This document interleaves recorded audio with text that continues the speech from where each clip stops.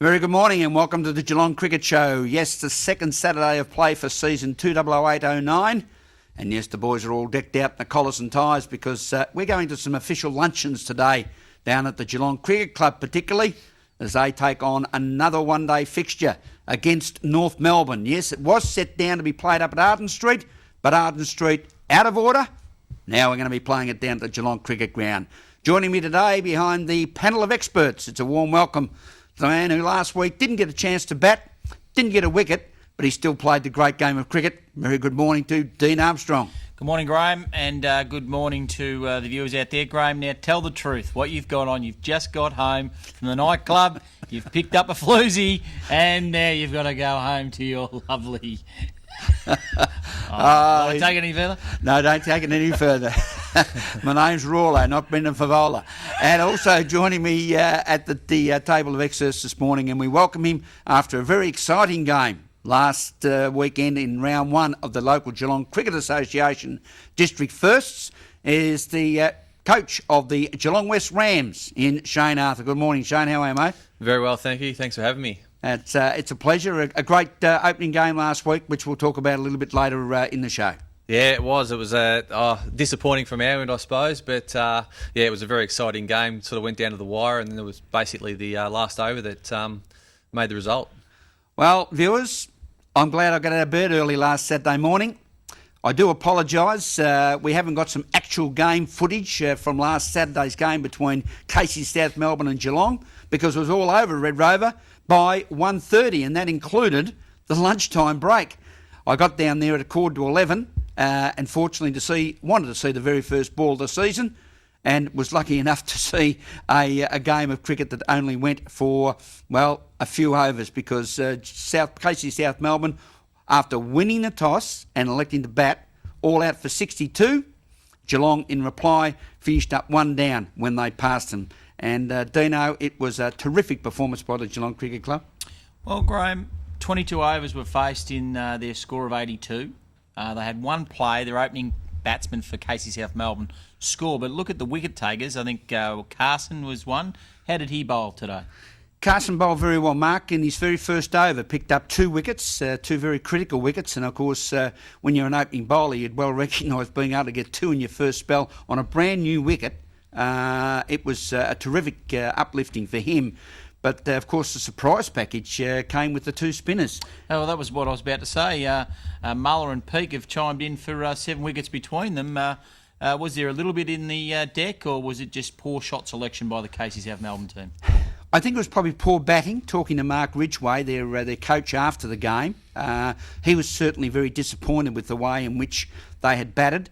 The wicket was rock hard, although it did have what I call an element of thickness of grass, where it was bouncing like a tennis ball. And Peaky, particularly when he came on, they bowled both Bluey Muller from the city end, the northern end of the ground, and then brought Clinton Peake on from the southern end, bowled them in tandem.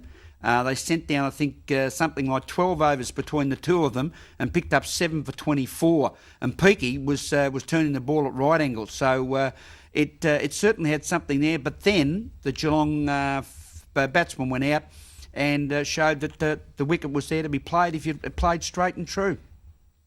So what's the message to the other teams out there? Be very wary of the Geelong cricket side this year, and they have a side that obviously has a fair bit of talent. There's this guy in there called Jay Clapham. I don't know too much about him, Graham. Maybe you can let the listeners know. Yeah, Big Jack Clapham played his first, was his debut game. And I think from the positive side of things, in one way, the Geelong Cricket Club went into the one-day last Saturday without Damien Buchanan, their captain coach. Trent Walleries, who's still overcoming, getting better with a shoulder injury that he had fixed up during the off-season, and also Justin Miller, who is having a little rest after his grand final difficulties with the umpires.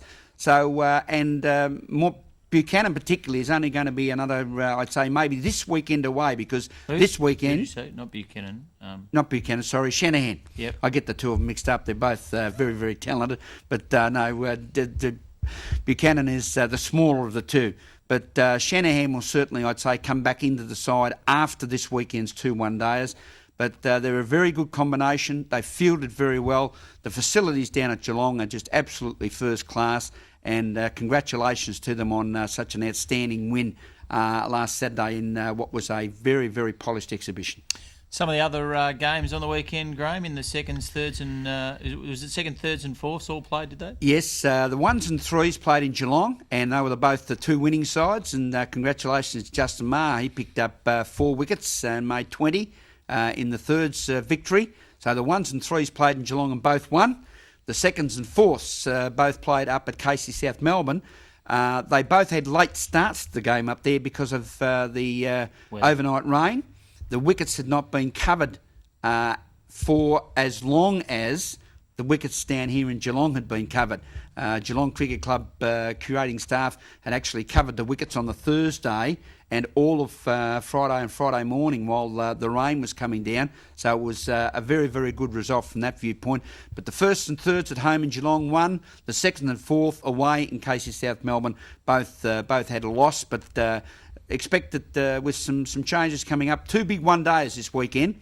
The first one is today, was due to be played at North Melbourne at Arden Street, but has been switched to Geelong. So it's Geelong and North Melbourne playing on today, Saturday the 11th of October.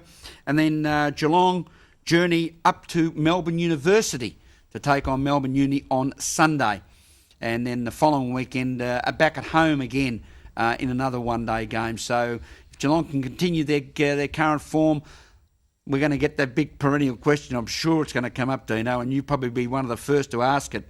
Is come Christmas time when we've probably won our first, say, 7 or 8 games, are we going to continue on with the winning run after Christmas? Interesting to talk about. Look, I must say, wins before Christmas are worth 2 after, so it doesn't matter. As long as you got your wins up before Christmas, at least you can be assured that more than likely you're going to play finals cricket, and that's what we all strive to do, Graham. So I think wins on the board before Christmas are vital, wouldn't you say? Okay. Most definitely. Yeah, that's exactly right. You know, the early wins, the close games when the wickets are a little bit dubious early in the season, they're the ones you want to get. Well done to Geelong in their win over Casey South Melbourne today. It's North Melbourne down at the Geelong Cricket Club, taking place at 11 a.m. this morning when the first ball will be bowled. Let's hope we see the same result. We'll go to a break on the Geelong Cricket Show as we come back and talk the Geelong Cricket Association and their opening round for season 2008-009. Back shortly.